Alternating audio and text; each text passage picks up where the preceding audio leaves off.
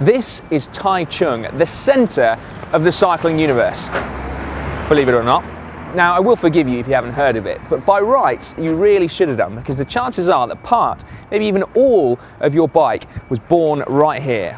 And I say born because this is a place where raw materials come to be pressed and stamped and forged and laid up into the components that we all know and love. Now, SRAM, just over there, are one of many global manufacturers to have facilities here. In fact, they've actually got 3, and this is the place where just about all of their global manufacturing is done. They've very kindly agreed to open the doors to show us exactly how they make what they do. So I think we better go take a look.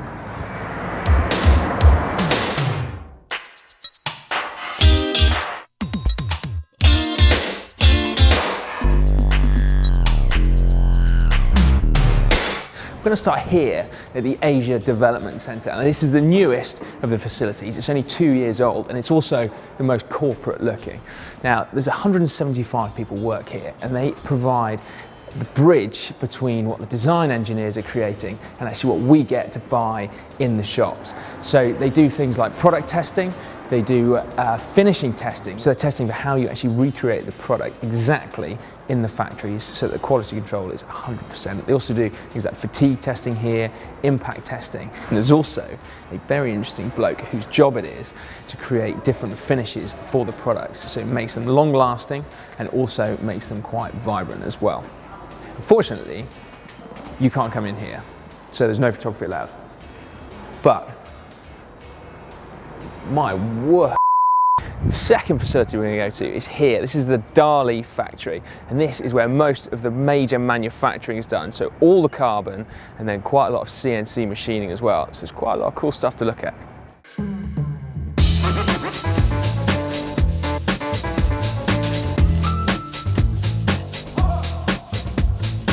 Now this is a really cool little insight. So this is carbon fibre, right? So first of all, it gets unwound and then laid out on this table here. So this is a continuous sheet of carbon fibre, and then it's cut and then it can be laid up. So to get the properties that you want from the carbon, you need to lay the sheets at different angles. That way the fibres are at different angles as well, and then you get your properties like stiffness or compliance and things like that. But this is where it all starts. Your cranks, or your frame, or your stem, or your seat post, or your wheels. So we're catching up with our carbon fibre manufacturer again. These people here are just getting the parts out of the moulds. So all along that wall there are the ovens where everything gets baked, so the resin gets set and the carbon gets hard. But what actually comes out of the moulds isn't really very recognisable as a rear derailleur cage in this case. There's an awful lot of extra stuff. So the next process is to deburr it, clean it up, make it look pretty. Bizarre, isn't it? And here are literally those rough edges being knocked off our rear derailleur cages. Hand finished. Skillful work. In here is a really important part of the whole manufacturing process.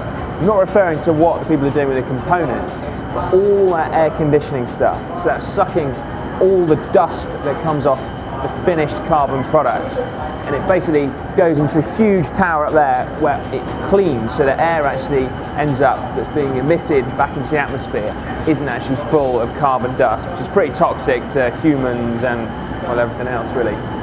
So that's quite a good important touch. This is a very important part of the process, the cosmetic bit. So we've seen that our carbon fibre is still looking a little bit dull in texture. And so here, this lady is applying a special type of resin, and basically it's just going to smooth out all the imperfections and make it look really sharp.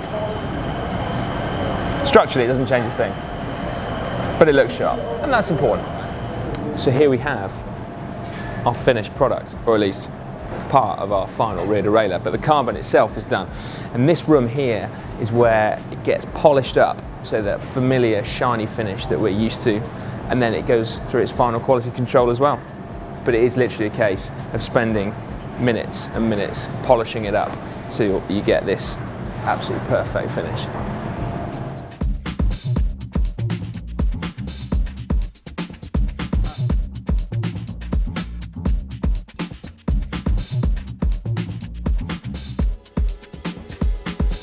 Now this should be the end to the myth that factory-built wheels are of a lower quality than those built by hand in your local bike shop. The machine that guy is using there is checking the tolerances, so for trueness and then also spoke tension, and it won't let go of the wheel until he's absolutely nailed it. He's nailed it! Behind me is a very cool process of anodizing, so it's all automated so they can control very accurately how long the parts spend in each part of the process. So we've got water washing there, we've just had neutralization, there's a lot of washing in fact going on. Alkali etching? I'm not entirely sure what any of that is. But what I do know is that where all the parts are hanging off, that jig, that has to be made out of titanium. So they said they've tried loads of different materials, but titanium is the only one that gives them the quality control that they need. So each one of those jigs is probably worth a fortune. Now this is a process I didn't know existed.